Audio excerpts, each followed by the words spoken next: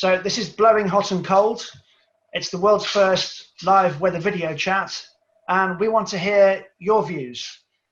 This show this evening is all about summer. We'll be finding out how many heat waves we'll see in the UK and if we'll hit 100 degrees Fahrenheit. Joining me this evening are not one, not two, but three of Britain's top commercial forecasters. They are my co-host, the Weather Outlook forecaster, Brian Gaze. Good evening, everyone. And also on the show are the two forecasters who run weathertrending.com. They are ex-Met Office and BBC forecaster John Hammond. Hello, John. Good evening, all. Good evening. And BBC weather presenter Sarah Thornton. Hello, Sarah. Hello, yes, formerly so, and John's business partner. But I have to say, he is the top forecasting brains of our operation, whereas I'm more about kind of short term. So you'll be able to ask us both, whatever you like. Okay, sounds great. My name's Alistair Grant. I'm Britain's top weather journalist. And you're the only person so far on this show who's made a complete fool out of himself, Alistair, and you did have to do those 10-star jumps, if you remember. That's right. Thank you for reminding me. Because of that terrible story you wrote. Which one? Which one? Yeah, you didn't say it. Well, we'll see about that tonight, Brian, because we're going to find out if you and show regular Bryce will be doing some press-ups after their predictions a couple of weeks ago. We'll find out if they were right or if they were wrong. But you've no need to worry, John and Sarah, for joining us, because we are very polite to all our guests, so you're not in any danger. I specifically wore a dress in the hope that would prevent me from having to take part. That's right. Well, I specifically didn't wear a dress. No, the feistier the better. It's all good fun. Good stuff. Meteorology is an inexact science. Well, we have got some manners on this show, you'll be pleased to know. Yep, that's absolutely right. But also remember that if there's any waffling or meteorological nonsense spoken on this show, Alistair and I are going to dish out what we're going to do, Alistair, to each other. Well, to each other, because we have got manners, is going to be a yellow card for any meteorological terms that are baffling for people who don't have as much knowledge about the weather, or any off-topic rambling, something Brian occasionally accuses me of. So anyway, let's get on with the press-ups, shall we? Let's check if Brian, or potential press-ups, let's check if Brian's forecast 2 weeks ago was amazing or if it was awful. I think it was amazing. I said it was going to be about 27 Celsius. We were going to have lots of fine and settled weather, especially in the southern and eastern parts of the UK. And I think it's been, pretty much spot on. So hopefully no press-ups for me, because it's hot and bothered in this office tonight. You mean you're dodging the press-ups bullet again? I hope I am, yeah. Okay, well, yeah. Does it help you with like the threat of the press-ups, would you say? It's a great incentive for me to do my very best with forecasts.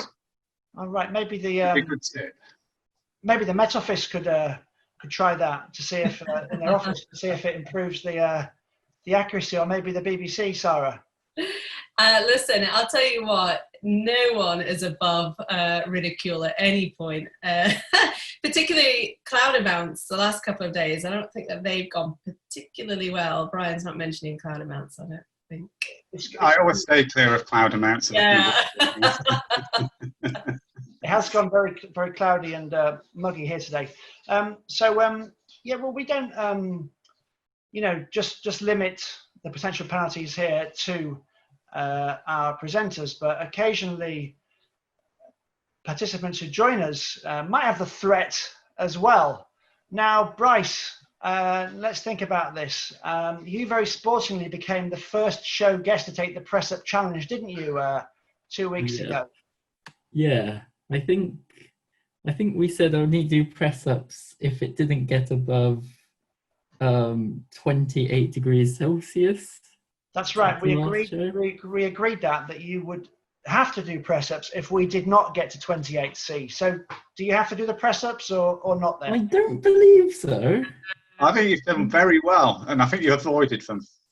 Yeah, although if I'm honest, that might have just been sheer luck. But Where it's reached 28 degrees this week? My garden.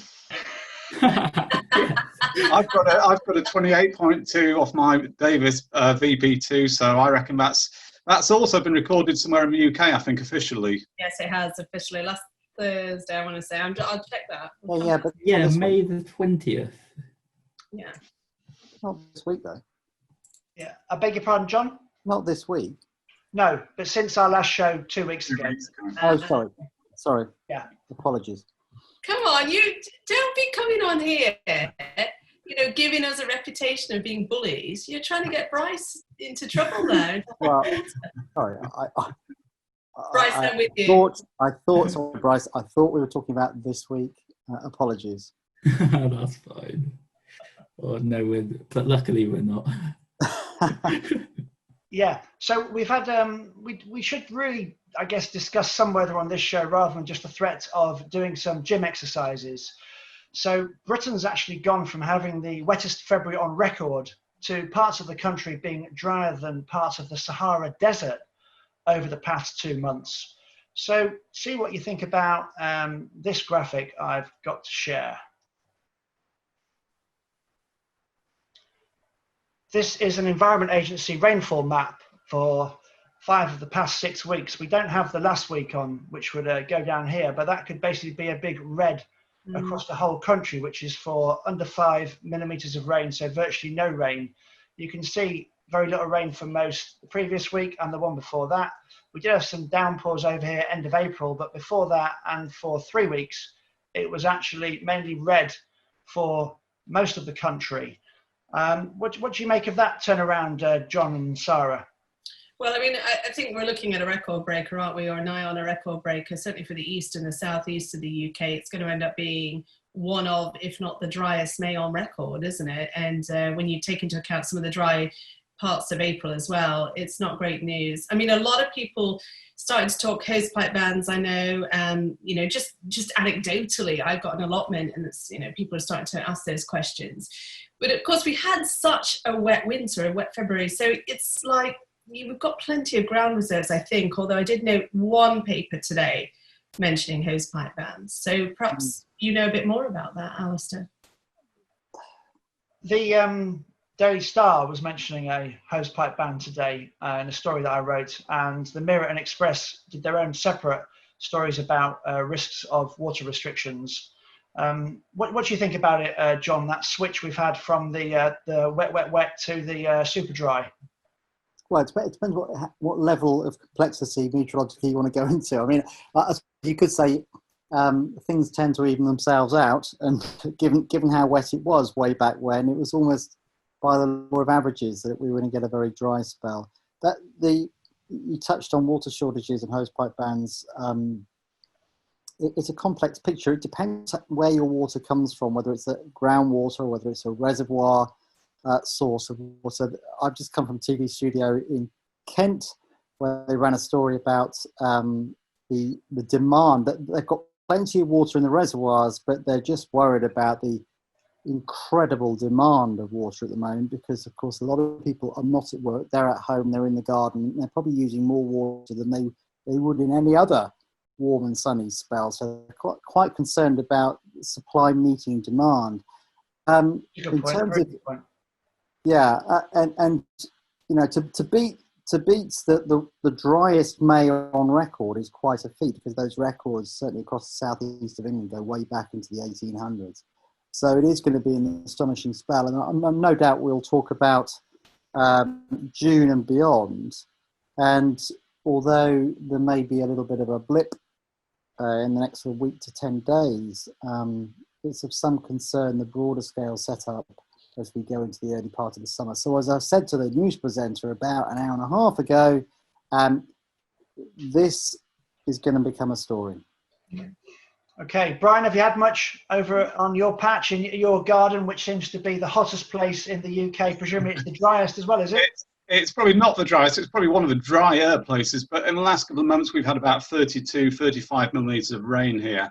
and most of that was during April. I think this month so far there's been about 3 or 4 millimeters. So the gardens are looking very parched now. And I think, as John just mentioned there, because so many people are at home, they've got the sprinklers running on their lawns, which, you know, normally if they wouldn't bother with their lawns, they'd probably want water their vegetable plots and their tomatoes, but lawns would normally be going yellow. But I think people are getting bored and just watering their gardens for the sake of it now.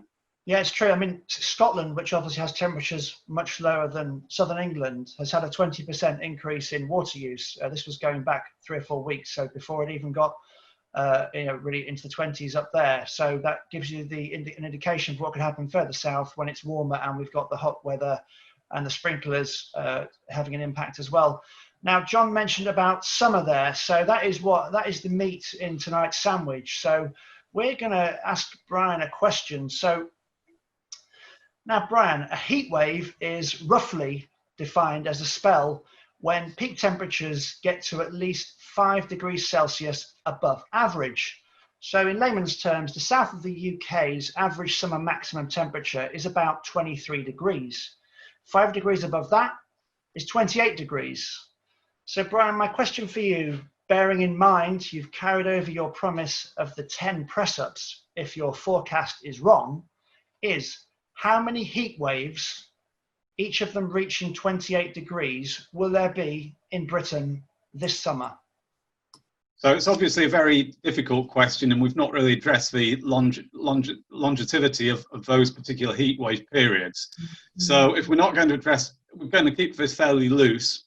And what I'm going to say is that I would expect, I'm finger in the air, I'm going to go for 5 periods of heat, as you call it, where the temperatures reach over 28 Celsius during the meteorological summer, so during June, July and August.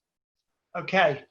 John, what do you fancy for those hot spells, each reaching at least 28 degrees, please? How many would you estimate? Well, okay. I mean, I don't want to be pedantic, but let's get the ground rules right here. Because Yeah. I mean, if you're talking about a spell where we hit 28 Celsius, there will be many, many, many of those.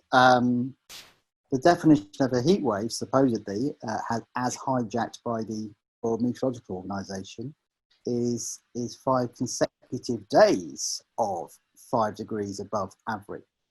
Now, they're rarer beasts by definition. And so, I'm going to take the latter definition, 5 consecutive days with a temperature of 5 degrees above the average. I think, given the long-term outlook for the summer, which I'm inclined to go along with at the moment, I'd say that we're going to get probably 4 or 5 of those. I'll go with 4. I'll go with 4 spells when the average temperature is 5 degrees above. Sorry, the temperature is 5 degrees above the average on 5 consecutive days. 4 of those this summer. That's great. I'm going to rush out and get my sunblock on the back of your comments there, John. That sounds very promising for the UK. Now, Bryce, I know that you're a man who seems to have his finger on the weather pulse after blitzing us on the maximum temperature competition from a couple of weeks ago. How many of those hot spells would you expect, Bryce? You can either go for the loose weather journalist definition or the official definition as presented by John. Oh, so I'll go for the loose definition, and I'll say I think more of them than Ryan said. So I'm going to say about 7. 7. Okay. Yeah. Can I intervene here and say if there were only 7 days with in a summer of 28 degrees, that would be a very, very cool summer. Yeah, I if I can just say, I was certainly not saying I'm expecting only 5 days with temperatures 28 Celsius or above. No, not by any means. I think what was a little bit uncertain was what would define the end of one of those periods. And that was why I said to Alistair, I wasn't sure about the longevity of the of a hot period. So, for example, if we had 28 Celsius today and 25 Celsius tomorrow, and then 28 Celsius the following day, to my mind, that would only count as 1 period, not 2. Yeah. Okay. So I mean, I agree. It's not a. We're not meeting the official. We're not No. WMO approved on this No, show. not at all. I'm at risk of getting myself a yellow card for lapsing into not just weather lingo, but abbreviated weather lingo. There, we're talking really spells when it gets to over 28 in that spell in the UK, which is generally regarded as it might be called a hot spell. Now, I want to ask Peter his opinion down there. So, Peter, what are you thinking by way of hot spells for the UK coming up? No, I can't get you unmuted for some reason, Peter. Could you unmute yourself, please? Yeah, I have done. Thank you. I think in the interests of domestic harmony, I've got to tell my wife that it's going to start raining anytime soon and the garden is going to recover. Otherwise, she's going to be grumpy for the rest of the summer and the garden's going to be dead. So I'll go for 2 spells of 5 days at 28 degrees plus. Okay. Right, sounds good. So what about maximum temperatures though? Brian Gaze, could you please tell me the maximum temperature there will be in the UK this summer? Well, again, it's going to be a finger in the air job here, but I'm going to go for 34 Celsius. 34, okay. And what's your reasoning for that? Obviously, last year we had the highest recorded temperature in the UK, was it 38.7 at Cambridge Botanical Gardens. We're not going to break records every year, even though clearly at the moment we're going through a period where there is a background warming trend. So I'm just going to play it fairly safe and say 34 Celsius because I'm expecting, well, we'll come on to what I'm expecting in a minute.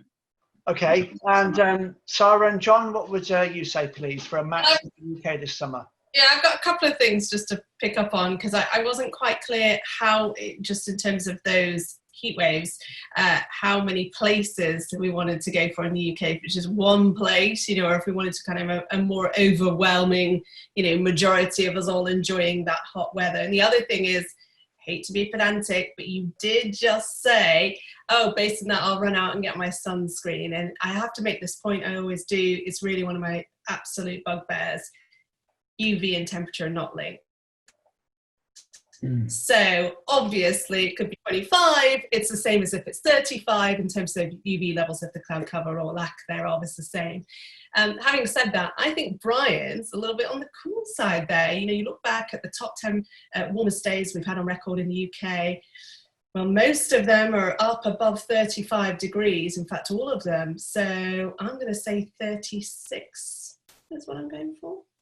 36, okay, sounds good. John, what would you say? Well, you know, in the interest of corporate harmony, I suppose I ought to agree with Sarah. But actually, I'm more minded towards Brian's figure. Maybe we'll get on to talk about the summer in a little bit more detail this time. But I wouldn't want to go much above 34. So I'm going with 34. Okay, Peter, what would you say, please, for a max temperature in the UK this summer? Well, the thing nobody seems to have defined is what location we're talking about. Anywhere in the UK. Are we talking about Yes. Inverness or are we talking about Anywhere in the UK. anywhere in the UK? The top UK temperature. Well, I can't have the same as anybody else. I'll have to say 37 degrees. Good on you, Peter. How about you, Bryce? Nobody said 35 degrees yet, have they?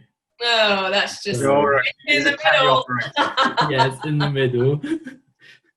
Good on you, Bryce, as well. That's a good one to go for. Personally, I'm going to go for 36.5. The reason I'm saying that is the UK's actually only, before last summer, the UK had only ever got over 36.7 on 2 days.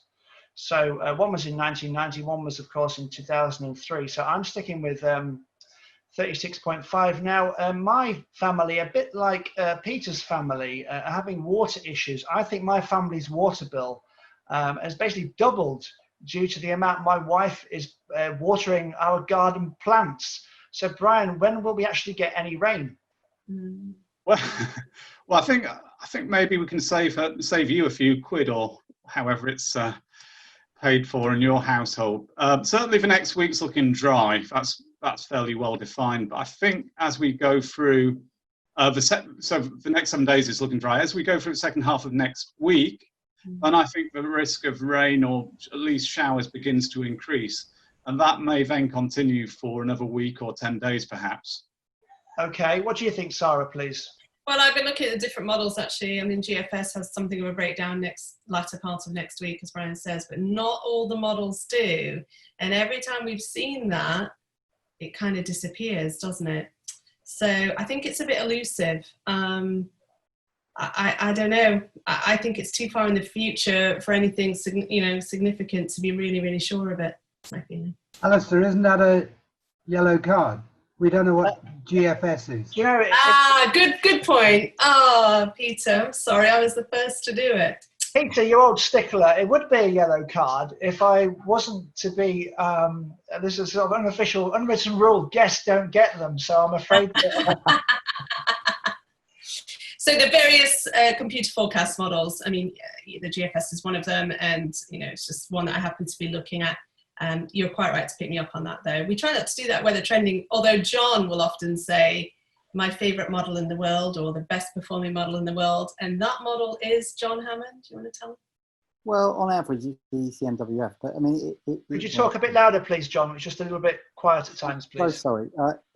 On average, it's the ECMWF, but it varies on the situation, the weather situation, so I'm not going to get sort of snobbish about which model to follow, but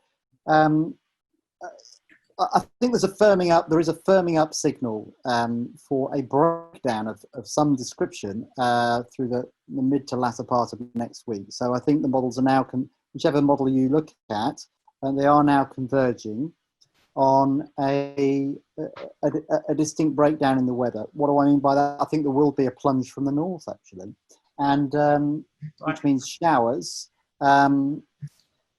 The other element of that is much lower temperatures. So I wouldn't be at all surprised if by the back end of next week we're talking about frost in our forecasts.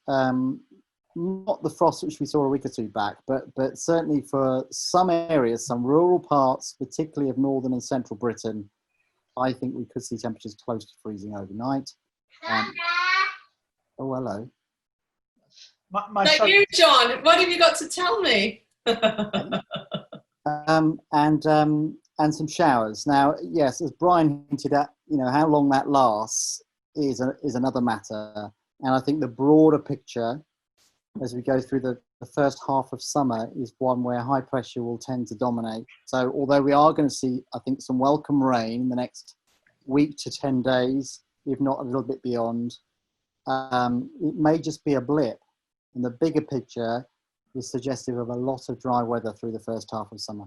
Okay, Brian, do you think that after this slight unsettled spell develops, June will become a washout, or is it going to be hosepipe bans on the way? I'm not expecting a washout. Was that somebody timing me out there already? So to go back to what you're saying, I don't expect June to be a washout. It does look more changeable to me, though, from the second half of next week. But as John mentioned there, it's a question of then how long it lasts for. Okay. And the last question about the next couple of weeks before we look a bit further ahead is what will the maximum temperature be in the first half of June up to the 15th? Brian, would you like to go first? Well, okay, if I have to. I'll maybe going a little bit high here, but I'll go for 31 Celsius. Okay. What do other people think about that? I would have gone very high 20s or 30, given we've already seen 28.2 last Wednesday, as it was. Yeah, I'll go 30. Okay, John, and then after Peter and Bryce, please. By the way, that's not how meteorology works, what I've just said. I just kind of like the feeling that, we've had a couple of really nice warm spells and we've got another, quite a few on the way. Sorry, John. Okay. I'm only going to go with 28 degrees because I think the warmest weather we're going to see through the first half of June will be in the first 2 or 3 days of June, up to the middle of next week. And I think 28 degrees early next week in the southeast, and that'll be it.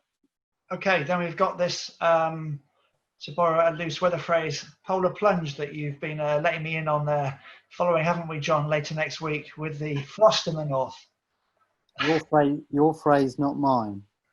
But so if I see in any newspaper my name and then the quote polar plunge, I'll know where it came from. I've got to say, it shows up very nicely on tonight's ECM operational run. It looks pretty spectacular. Not just the operational run. Have a look at the mean field as well. Oh my God, that's a yellow card. That is a yellow card, everyone. I don't want to show that. I don't want to cause any offence. Alistair, the way this is going, you'll have the whole team doing press-ups. That would be an achievement.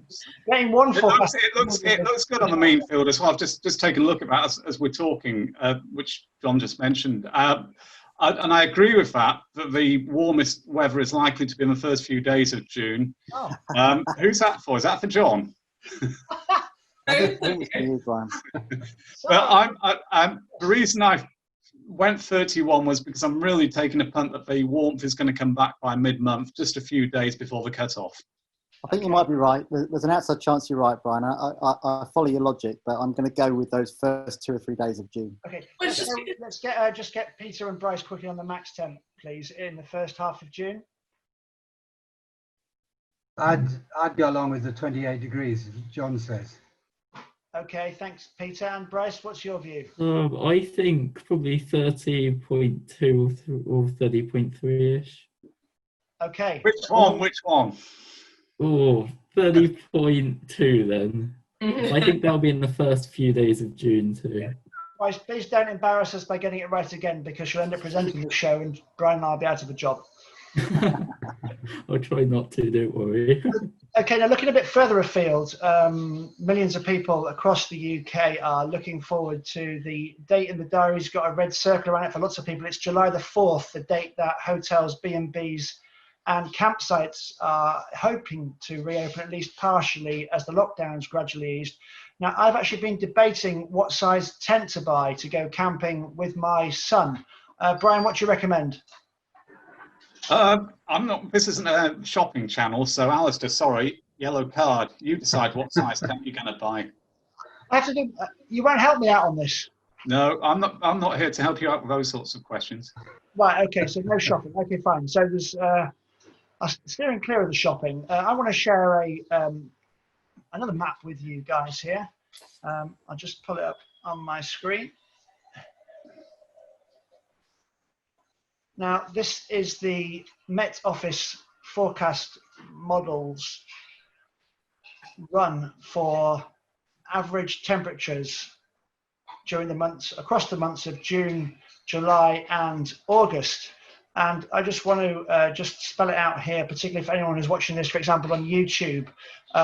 This is a percentage-based map, and this section here, which is dark yellow, is a 60 to 80% chance of summer having a warmer than average temperature if we're not getting too yellow cardish. It's roughly that area there.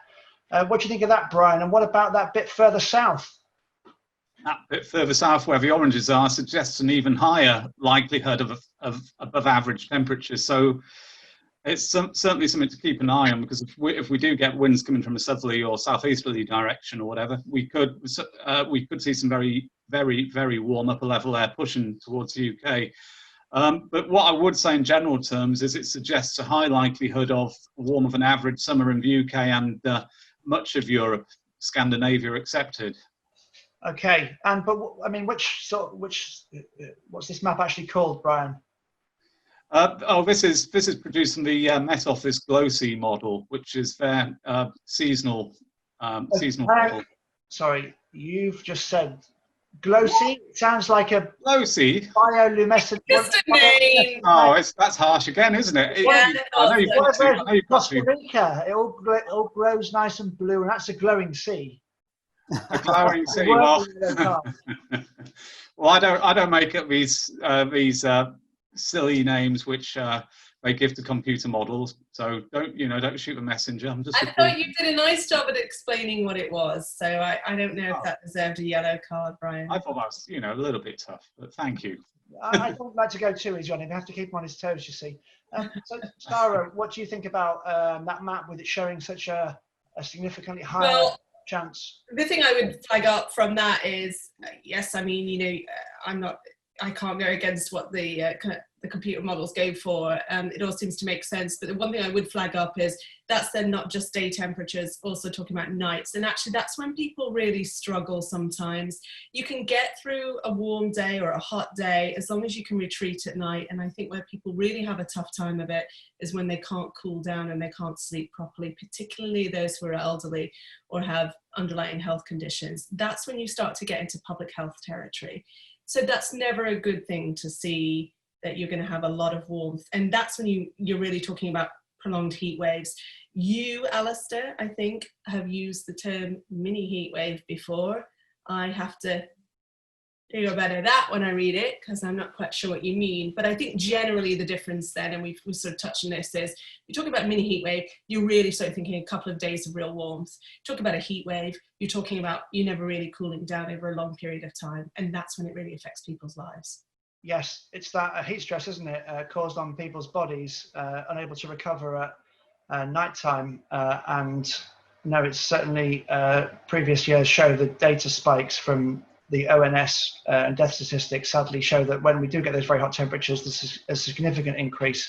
And given what's going on at the moment, we don't really know how COVID will play into any of that. So I don't know if it's tremendously good news, particularly given the mini drought conditions that I'm sure that term will start to pop up in the newspapers quite soon as well.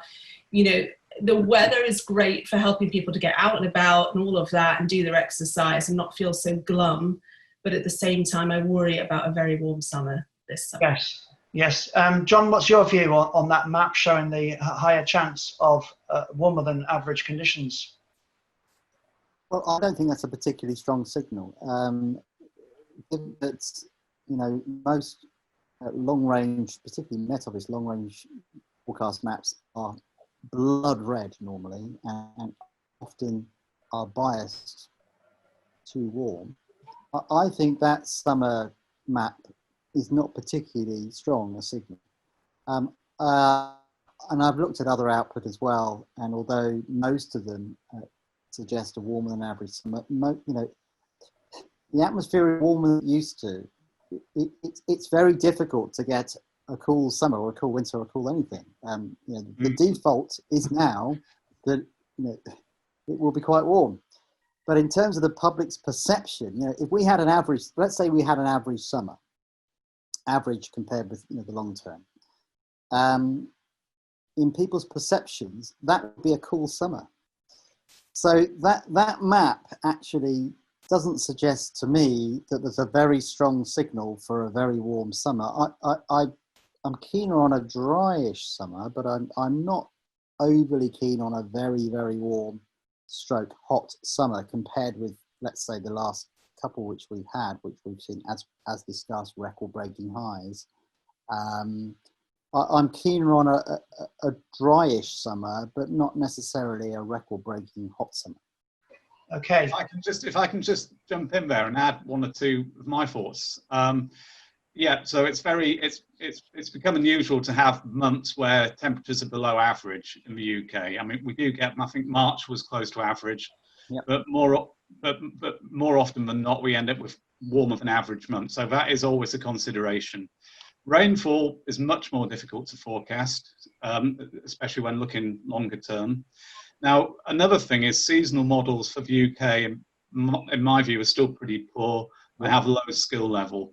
And if you look at some of the analogues, by that I mean comparing this May and finding similar ones from previous years, and then looking at the types of summer which followed those similar Mays, a number of them suggest a more unsettled and cooler summer than most of the seasonal models are going for. So I would just issue that word of caution. Yeah, I mean, skill at summer forecasting is statistically much lower than skill at winter forecasting, and skill at winter forecasting isn't great. No. We're going to be having a subject on this, John, in one of our forthcoming episodes about, it might be called, which would be nice for UK forecasters, is the UK the hardest place in the world to forecast weather? Yes. Or it might be called something like, should we use tarot cards rather than computers or weather forecasters? I'm not sure which one I'll go for, but if I was doing the titles, it might be the latter. I'll see what Brian has to say about it. Well, it depends on whether you're talking about short range or long range, doesn't it? You know, we do really well on short range, we really do, but long range is difficult, isn't it? And an emerging sort of sign and, you know, science really. And of course, who can forget the infamous barbecue summer? Yeah, I really have very low. I mean, we issue a forecast, an update every week about the month ahead weather, and it's a bit of fun, really. But you know, I have to say that skill, particularly at this time of year, is very, very low. Brian touched on analogues. I mean, there is supposedly a strong relationship between a very dry March and subsequent Aprils and Mays, and that hasn't really come to pass. And so I wouldn't hold much stock in analogues for the summer, Brian. I know the analogues you're talking about, but John, just for people who are watching on YouTube, could you explain what you mean by analogues? An analog. So yes, that's a good question. So there is, in a sense, there are two types of techniques for long-range forecasting. One is that you pump all the data into the computer, you turn the handle, and it comes out with numbers and figures and temperatures for the rest of the summer and rainfall. The other technique is to say, well, what happened, you know, way back when the atmosphere was as it is now, let's say at the end of May, and the temperatures and the rainfall was as it is now, what happened in previous summers? So that's sort of, you know, matching patterns from the past, and that's a useful complement to numerical weather forecasting, which is, you know, computer run forecasting. So the two complement each other, and sometimes, unfortunately, they contradict each other, which leads to a whole lot of confusion amongst forecasters. So, as Brian touched on, there are analogues that suggest that when we had a similar setup now, the weather subsequently through the summer tended to turn rather more unsettled. You've got that on one side of one camp. On the other camp, you've got the numerical forecasts, which are a fairly gung-ho on a warmer and drier summer than average. Hence the confusion. Yes, and John, just to ask you your view about something we discussed on a couple of episodes ago, which was about the fact that the 5 warmest Aprils on record, which include this April, have all been followed by a wetter than average summer. Where would your view be on that in terms of the impact that the pattern has on what happens a couple of months later? Well, I mean, a couple of months, yeah. I mean, that's the problem. When we start to sort of cherry pick about a couple of months later, you know, cycles don't necessarily behave themselves in such a sort of discrete and simple way. Having said all that, Alistair, I refer you to what I said. One of my opening comments was, we had a very wet winter. We're now having it very dry. And so, you know, I'm minded to think that as we go towards the back end of the summer, things will start to turn wet. Right. But I suspect that the first half of summer will be drier than average. Okay, thank you, John. The obviously back end of summer is when all the kids who will be back at school for a few weeks will be desperate to get out of school again at the end of July, and they've got the school holidays in August. So, Brian, August hasn't actually been too great, has it, in recent years? I think a number of recent Augusts have been quite mixed when compared to the Junes and Julys.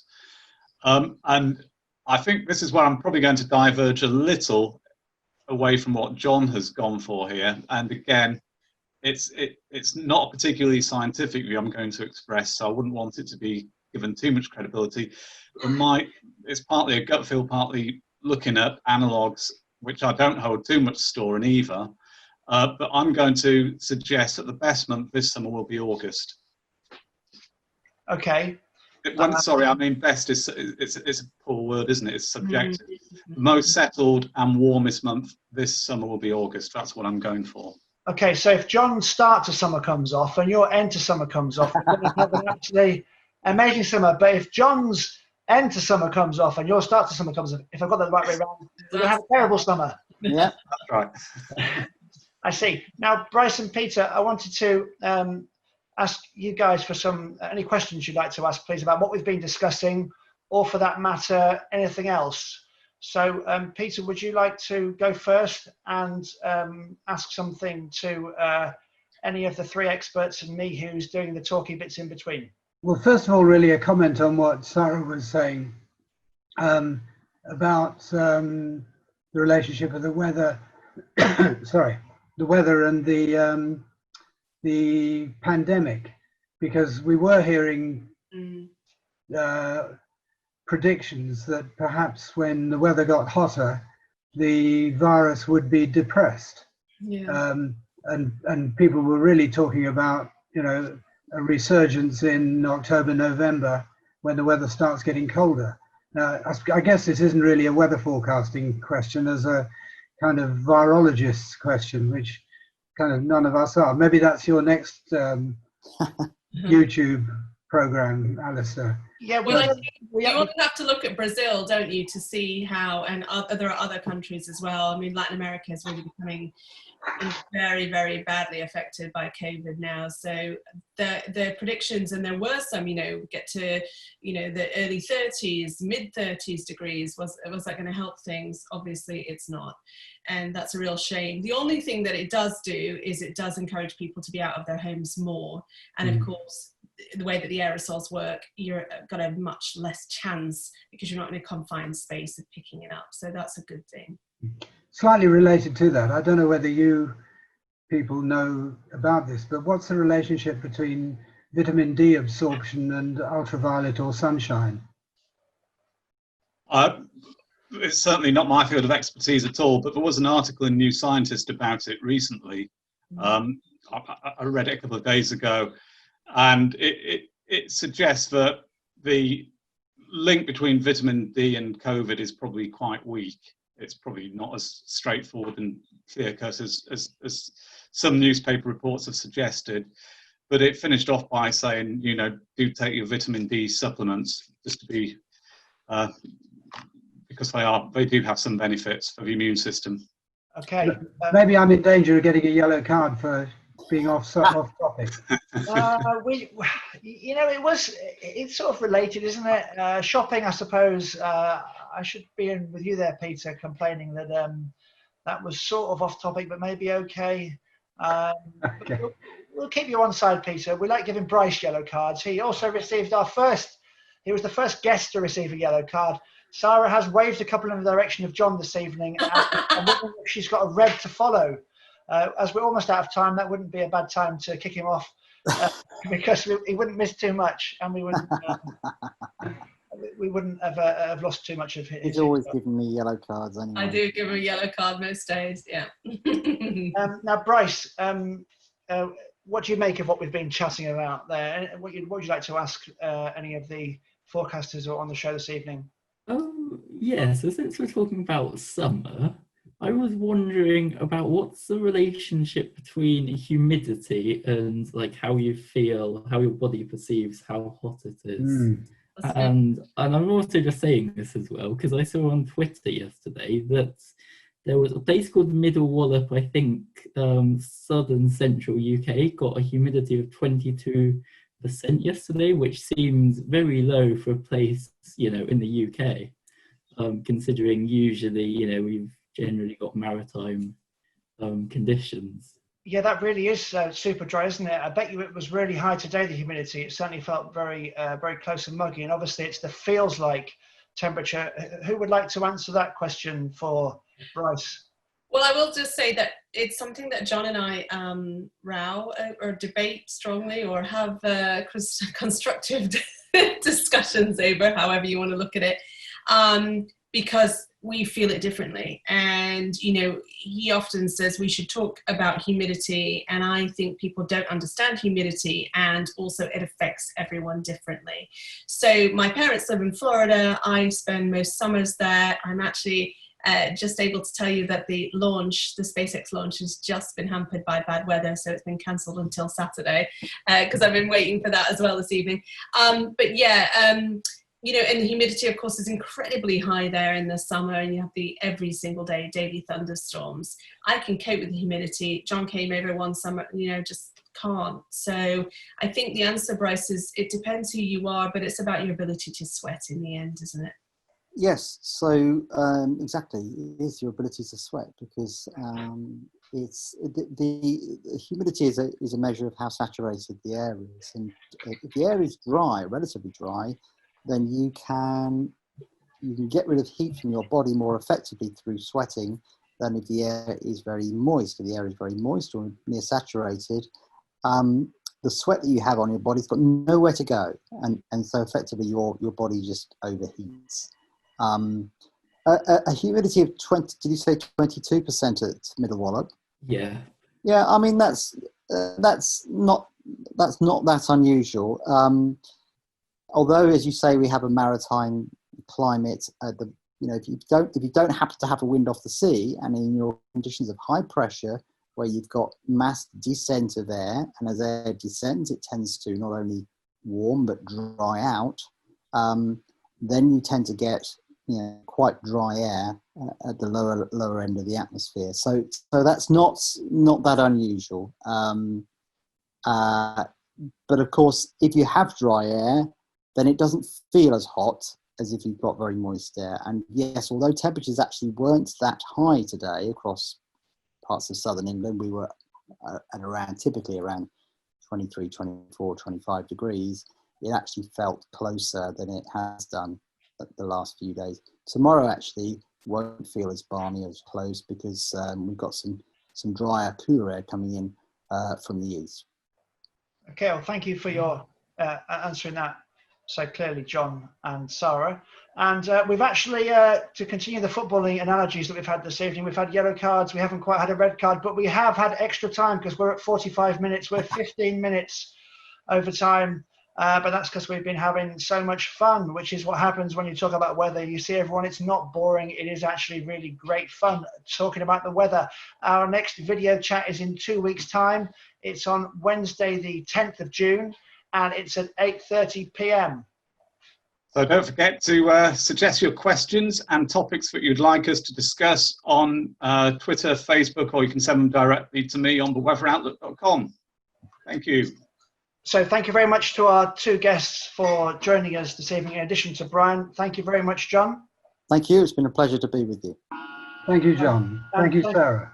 Thank you very much, Sarah, for your comments and input as well. Thank you for having us. It was lovely to meet you all, especially Bryce and Peter. Lovely to see you. Thanks. Thank you. Lovely to see you both too.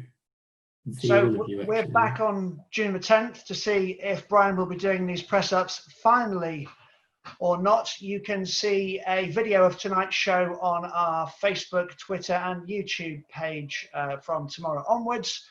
Follow and share. If you like to join in, just please come and join us. This was Blowing Hot and Cold. It's the world's first live weather video chat. And to finish, you cannot high five in public at the moment, but you can on this show. So thank you very much and good night. Thank you. Good night, Alistair. Goodbye.